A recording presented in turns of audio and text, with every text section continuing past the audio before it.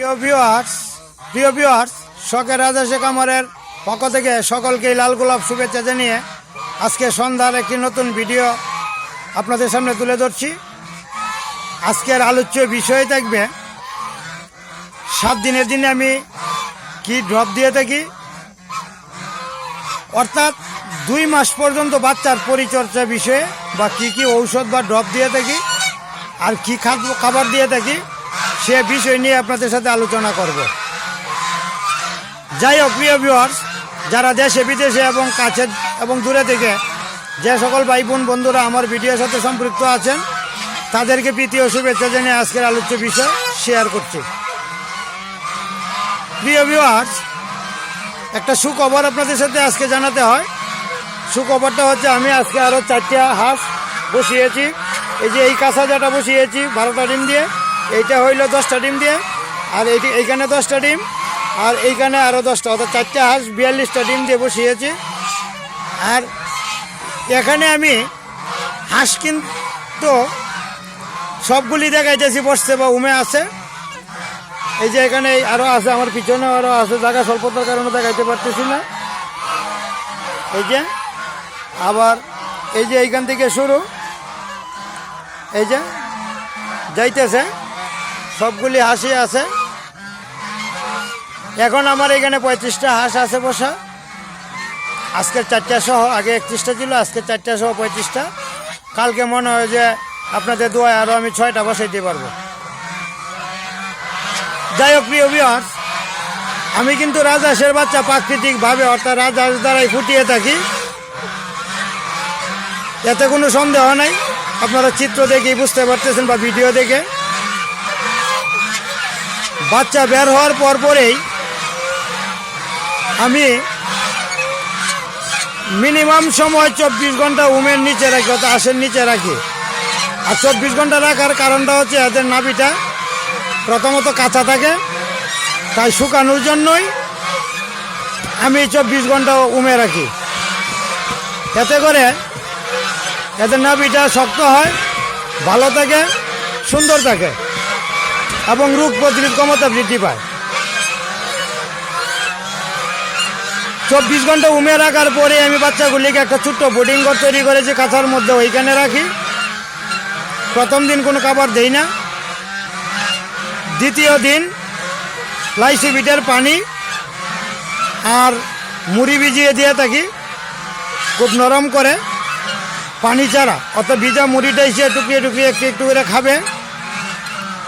আর আলাদা পাত্রে কাঁচা নাড়িটা শুকানোর জন্য একটু লেবুর রস দিতে পারেন। কারণটা হচ্ছে লেবুর রস কিন্তু কোনো কাটা ছিঁড়া থাকলে লেবুর রস হালকা গরম পানিতে বা একটু চায়ের মধ্যে মিশিয়ে লেবুর রস বেশি পরিমাণে খাইলে কোনো কাটা ছেঁড়া থাকলে শুকিয়ে যায়। তা নাড়ি যদি কাঁচা থাকে প্রথম 1 দিন বা 2 দিন আপনি হালকা লেবুর রস দিতে পারেন। আর যদি না দেন লাইসোবিট দিতে পারেন মুড়ি দিয়ে ভিজিয়ে প্রথম দিন। দ্বিতীয় দিন থেকে গুঁড়া খাবারটা একটু পানিতে মিশিয়ে নরম করে, পানি ছাড়া, অর্থাৎ একটু নরম করে আর কি, কায়ের মতো করে বা নরম করে দিতে পারেন। এতে করে দেখবেন খাবারটা টুকরিয়ে টুকরিয়ে খাবে। তৃতীয় দিনও খাবে। চতুর্থ দিন থেকে গুঁড়া ফিট খাবার যেটা, অর্থাৎ 0-1 যেটা বা 0 খাদ্য যেটা, ওই খাদ্যটা আপনি দিতে পারেন। হালকা হালকা করে আস্তে আস্তে পর্যায়ক্রমে এই খাবারটা দিবেন 10 দিন পর্যন্ত। 10 দিনের পরে বড় ফিট খাবার যেটা, এটা আস্তে আস্তে ধরাবেন, ঘাস খাওয়াবেন, বাস তাদেরটা হয়ে গেল। আরেকটা বিষয় হচ্ছে, যে বিষয়টা আমি আপনাদের সাথে গুরুত্বপূর্ণ বলেছিলাম, সে বিষয়টা হচ্ছে 7 দিনের মধ্যে এডিপি চোখের একটা ড্রপ আছে, চোখের। এটা আপনার নিকটস্থ পশু হাসপাতাল থাকলে এখানে পাবেন। এখান থেকে নিয়ে এসে 1 ফুটা করে প্রতিটা বাচ্চার, অর্থাৎ যে কোনো একটা চোখের মধ্যে একটা চিহ্ন দিয়ে রাখবেন। যদি বাম চোখে দেন শুধু বাম চোখেই দিবেন সবগুলার, যদি ডান চোখে দেন ডান চোখেই দিবেন সবগুলার। যে কোনো একটা চোখ আগে নির্ণয় করবেন, করার পরে আপনি 1 ফুটা করে ডব দিতে পারেন 7 দিনের মধ্যে। এই ডবটা দেওয়ার পর আপনি আরেকটা জিনিস দিতে পারেন, এটা হলো 35 দিনের দিনে একটা ভ্যাকসিন দিতে পারেন। এটা হলো প্লেগ ভ্যাকসিন, যেটা প্লেগের, এটা দিতে পারেন। দেওয়ার পরে আপনি 45 দিনের দিনে এবি নেক্সট কৃমির একটা ঔষধ দিবেন, এবি নেক্সট 45 দিনের দিনে। আর 60 দিনের দিনে কলেরার একটা ভ্যাকসিন দিবেন।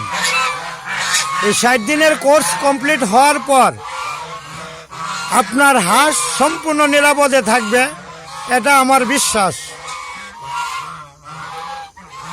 যাই হোক, জিরো বাচ্চা থেকে 60 দিন পর্যন্ত আপনি এই পর্যায়ক্রমে এই ঔষধগুলো ব্যবহার করবেন, দেখবেন আপনি অনেক ফলপ্রসূ পাবেন। কোনো হাঁস বা কোনো বাচ্চা কাটবে না, মরবে না। এটা আমি আমার অভিজ্ঞতার আলো থেকে বলতে পারি। যারা রাজহাঁসের খামারের সাথে সম্পৃক্ত এবং খামার করতে ইচ্ছুক বা যাদের খামার আছে, তারা অন্ততপক্ষে আমার এই ভিডিও থেকে ঔষধের নামগুলো এবং সময়টুকু খাতার মধ্যে লিখে রাখেন, হয়তোবা অনেকটাই কাজে লাগবে। অথবা আপনি আপনার নিকটস্থ পশু হাসপাতালের কর্তৃপক্ষ যিনি থাকেন, অর্থাৎ হাঁস নিয়ে যিনি চিকিৎসা করে থাকেন, তাদের সাথে যোগাযোগ করে আপনি তাদের কাছ থেকে পরামর্শ নিতে পারেন এবং ব্যবহার করতে পারেন। তবে জিরো বাচ্চা থেকে 7 দিন পর্যন্ত বাচ্চাগুলির চোখের ড্রপটা দিলে ভালো হবে।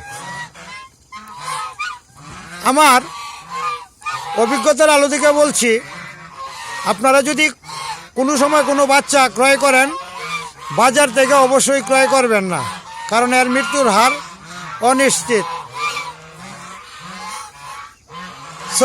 নিশ্চিত, কমবে এটা নিশ্চিত।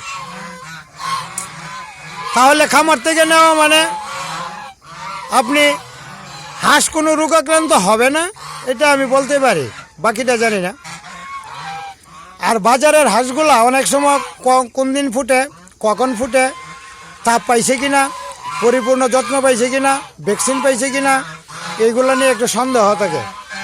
তো সন্দেহভূষণ হাঁসগুলি ক্রয় করার থেকে 5 টাকা বেশি দিয়ে খামার থেকে খামার ভিত্তিক হাঁস ক্রয় করবেন।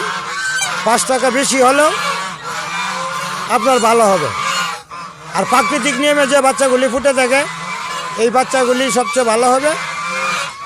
আর ইনকিউবেটরের মাধ্যমে যে বাচ্চা ফুটিয়ে রাখা হয় বা সেল দেওয়া হয় বা বিক্রি দেওয়া হয়, এটা কম দামে অনেকেই দিতে পারে, কিন্তু এটার রোগ প্রতিরোধ ক্ষমতা অনেকটা কম থাকে, যার দরুন সমস্যা হতে পারে। শখ করে যেহেতু 2, 4, 5টা বা 10টা হাঁস লালন পালন করবেন, যেখানে নিশ্চিত বা নিরাপত্তা থাকে ওইখান থেকে সংগ্রহ করবেন। আর ভ্যাকসিনযুক্ত বাচ্চা, ড্রপ ব্যবহারকৃত বাচ্চা, কৃমির ঔষধ ব্যবহারযোগ্য বাচ্চা অবশ্যই ক্রয় করবেন। এই যে দেখেন মারামারি, এই হাঁসের সমস্যা হচ্ছে একটাই, রোজ এই মারামারি, সব সময় মারামারি থাকে। যাই হোক প্রিয় ভিউয়ার্স, আজকের কথাগুলি আমি পরিষ্কারভাবে বলতে পারছি না চিৎকার চেঁচামেচির কারণে। আমি কালকে দিনের বেলা আবারও আরেকটা নতুন ভিডিও করব। এই ভিডিওতে পরিষ্কার এবং স্বচ্ছভাবে আপনাদের সাথে আমি এই কথাগুলি শেয়ার করব। যারা আমার চ্যানেলটি এখনো সাবস্ক্রাইব করেন নাই, সাবস্ক্রাইব করে নিত্য নতুন ভিডিও পাইতে আমার চ্যানেলটির পাশে থাকবেন। ধন্যবাদ সবাইকে, ভালো থাকবেন, সুস্থ থাকবেন।